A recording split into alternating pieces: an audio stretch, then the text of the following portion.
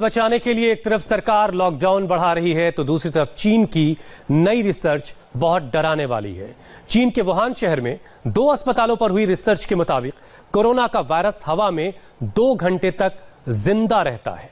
इस रिसर्च के बाद दुनिया भर के वैज्ञानिकों में एक नई बहस छिड़ चुकी है। अगर चीन की ये रिसर्च सही साबित हुई तो दुनिया भर से बहुत खतरनाक नतीजे आ सकते हैं।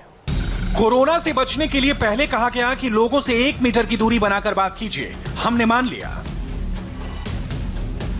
फिर कहा गया कि मुंह पर मास्क और हाथों में ग्लव्स पहनना जरूरी है, हमने इसे भी मान लिया।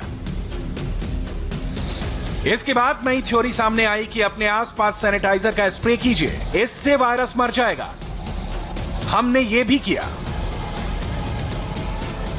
लेकिन अब चीन से आई एक रिसर्च कहती है कि कोरोना वायरस के एरोसोल पार्टिकल्स यानी बहुत महीन कण हवा में घूम रहे हैं, जिससे संक्रमण फैलने का खतरा सबसे ज्यादा है।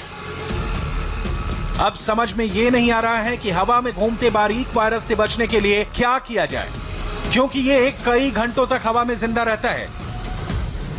साइंस जर्नल नेचर में छपी रिपोर्ट के मुताबिक चीन में फरवरी-मार्च के दौरान वुहान के 2 अस्पतालों में हुई रिसर्च में यह पाया गया कि अस्पताल के एक हिस्से में कोरोना वायरस के जेनेटिक मार्कर्स हवा में मौजूद हैं। इस जेनेटिक हिस्से को आरएनए भी कहा जाता है। अब सवाल यह है कि हवा में यह वायरस आया कहां से? तो इसका जवाब है संक्रमित मरीज की खांसी और छींक से हवा में तैरने वाली छींक या खांसी के ड्रॉपलेट्स में ये वायरस पाए गए हैं, जिसका साइज 1 इंच के 10,000वें हिस्से के बराबर था।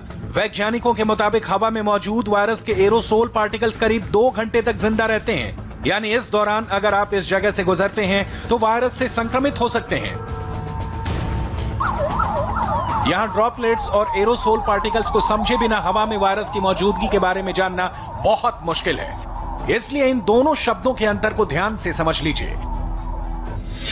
कोरोना संक्रमित मरीज के खांसने और छींकने के बाद निकले ड्रॉपलेट्स कुछ देर हवा में रहने के बाद 1 से 2 मीटर दूर जमीन पर गिर जाते हैं। आमतौर पर इसका साइज 20 माइक्रोमीटर होता है, जबकि एरोसोल पार्टिकल्स ड्रॉपलेट्स से भी बारीक कण होते हैं। इनका साइज 10 माइक्रोमीटर से भी छोटा होता है और ये खांसने और छींकने के बाद 2 मीटर से ज्यादा दूरी और ज्यादा देर तक हवा में जिंदा रहते हैं। यानी एरोसोल पार्टिकल्स की तुलना में ड्रॉपलेट्स भारी होते हैं, इसलिए जल्द ही जमीन पर गिर जाते हैं।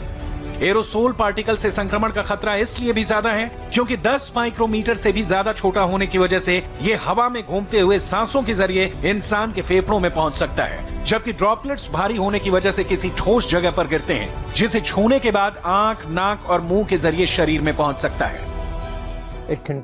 इसमें कोई शक नहीं है कि कोरोना वायरस संक्रमित जगह जैसे टेबल, दरवाजों के हैंडल और टॉयलेट जैसी जगह से फैलता है, लेकिन कुछ खास जगह जैसे मरीज का कमरा और अस्पताल के दूसरे हिस्सों में ये साबित हुआ है कि कोरोना वायरस हवा में मौजूद हो सकता है। लेकिन अभी तक इन जगहों से इस बात के सबूत नहीं मिले हैं कि हवा में मौजूद वायरस संक्रमण फैला सकते हैं।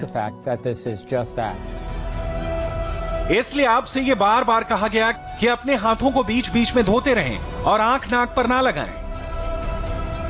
यानी एरोसोल पार्टिकल्स की थ्योरी को आप वायरस के हवा में मौजूदगी की सबसे पक्की रिपोर्ट मान सकते हैं।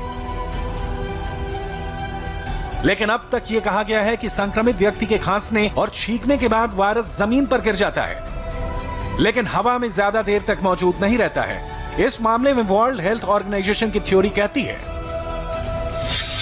कि अकेले वायरस का आरएनए संक्रमण नहीं फैला सकता।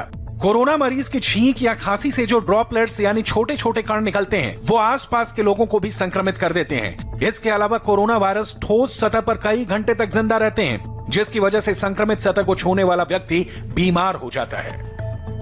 ये सही मानों में अगर एयरबॉर्न होता था इन्फेक्शन, ड्रॉपलेट इन्फेक्शन नहीं है, एयरबॉर्न इन्फेक्शन है, तो कोई भी फैमिली में जो भी कॉन्टैक्ट्स हैं सारे के सारे पॉजिटिव आना चाहिए। वो तो वही माहौल में रह रहे हैं जिस माहौल में वो जो पेशेंट है वो भी सांस ले रहा है और हवा छोड़ते ही जा रहा है। दूसरी बात हमको एक समझना चाहिए कि समझो ये भी नहीं होता था, हॉस्पिटल के अंदर जब कोई मरीज एडमिट होते हैं उनमें कुछ लोग ये कोविड-19 की बीमारी हुई है या नहीं हुई है 6-8 घंटे एक साथ पड़े, वो सारे मरीज उनको तो एक्सपोजर, जो दूसरे बाजू जो एडमिट हुए वाले मरीज हैं उनको भी तो इसका एक्सपोजर रहता था, उनको भी नहीं होता है। हमको एक भरोसा बहुत रखना है। कुछ कुछ चीजें इसके डिसीजंस जो होते हैं ना, कोई एक्सपेरिमेंट्स पे होते हैं।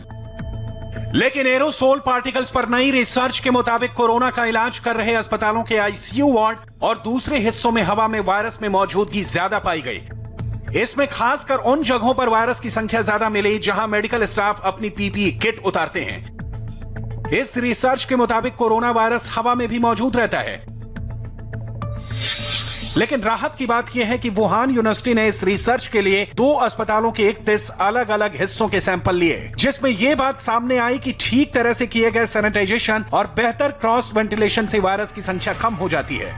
अगर कमरे में अच्छा वेंटिलेशन यानी हवा के आने जाने की व्यवस्था है तो यह वायरस ज्यादा देर तक टिकता नहीं है। चीनी वैज्ञानिकों ने अपने रिसर्च में कहा है कि जिन कमरों में वेंटिलेशन नहीं है वहां यह वायरस कमरे के अंदर बंद हवा में लंबे समय तक जिंदा रहता है। अमेरिका के नेशनल इंस्टीट्यूट ऑफ हेल्थ की एक रिपोर्ट में दावा किया गया था कि कोरोना वायरस हवा में 3 से 4 घंटे तक रह सकता है।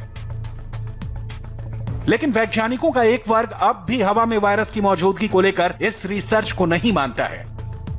उनका कहना है कि अगर ऐसा होता है तो मौजूदा दौर में वायरस से कोरोना मरीजों की संख्या और ज्यादा होती। इसके अलावा हवा में वायरस फैलाने के लिए वायरस की संरचना पूरी होनी चाहिए। सिर्फ अधूरे जेनेटिक मार्कर्स से संक्रमण नहीं फैल सकता है।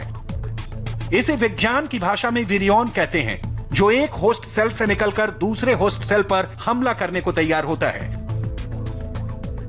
So when we talk about aerosol transmission, we talk aerosol particle में वायरस का साइज 10 माइक्रोमीटर होता है, जबकि ड्रॉपलेट्स में वायरस का आकार 20 माइक्रोमीटर से बड़ा होता है। ऐसे में एरोसोल पार्टिकल्स से कम और ज्यादा दूरी तक संक्रमण फैल सकता है, जबकि ड्रॉपलेट्स में संक्रमण का खतरा कम दूरी तक है। usually more than 20 micrometers. WHO के मुताबिक कोरोना का ऐसा कोई केस सामने नहीं आया है जिसकी वजह एयरबॉर्न हो। WHO का यह भी कहना है कि चीन के अस्पतालों से आई रिसर्च में कोरोना के हवा से फैलने की संभावना सिर्फ आईसीयू और सीसीयू में हो सकती है, क्योंकि इन जगहों पर मरीजों की संख्या ज्यादा है। इसलिए अस्पताल के कर्मचारियों को एरोसोल से संक्रमित होने का खतरा सबसे ज्यादा है। ऐसे में इन लोगों को बहुत सावधानी रखने की जरूरत है। इसके अलावा हवा में वायरस की थ्योरी को साबित करने के लिए दूसरे इलाकों की जांच करने की जरूरत है। कुल मिलाकर कोरोना की लड़ाई में सावधानी ही सबसे बड़ा हथियार है। अगर कहीं भी जरा सी भी लापरवाही हुई तो कोरोना होना तय है। इसलिए कोरोना से जीतने के लिए रेड, ऑरेंज और ग्रीन जोन बनाए गए हैं ताकि आप इन जगहों पर ज्यादा सावधानी बरतें। फिलहाल लॉकडाउन के दौर में आपकी सावधानी ही आपको कोरोना वायरस से बचा सकती है।